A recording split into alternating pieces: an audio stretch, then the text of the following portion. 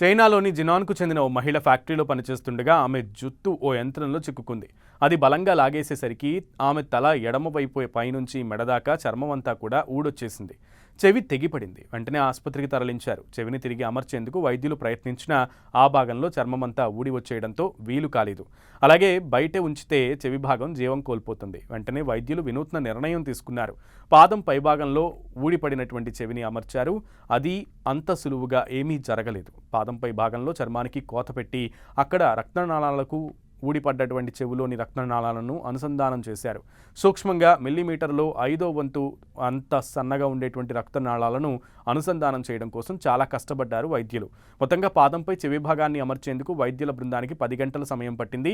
మొత్తానికి చెవి భాగానికి జీవం దొరికింది. తర్వాత ఆమె పొట్ట భాగం నుంచి చర్మాన్ని తీసి తల ఎడమవైపు ఊడిపోయిన చర్మం స్థానంలో అమర్చారు. దీన్ని స్క్రీన్ గ్రాఫ్టింగ్ అంటారు. ఇక ఈ స్కిన్ గ్రాఫ్టింగ్ సుమారు 6 నెలల తర్వాత ఆ చర్మం సాధారణ స్థితికి చేరుకుంటుంది. దీనితో పాదంపై ఉన్న చెవి భాగాన్ని తీసి తల ఎడమవైపున దాని స్థానంలో తిరిగి విజయవంతంగా అమర్చారు. పాదాల పైభాగంలో మన పుర్రెపై ఉన్నట్లుగానే తక్కువ మందంతో దాదాపు సమాన పరిమాణంలోని రక్తనాళాలతో కూడిన చర్మం ఉంటుందని, అందుకే చెవిని అక్కడ అమర్చామని ఆసుపత్రి మైక్రో సర్జరీ విభాగం డిప్యూటీ డైరెక్టర్ షెన్ కియాంగ్ తెలిపారు.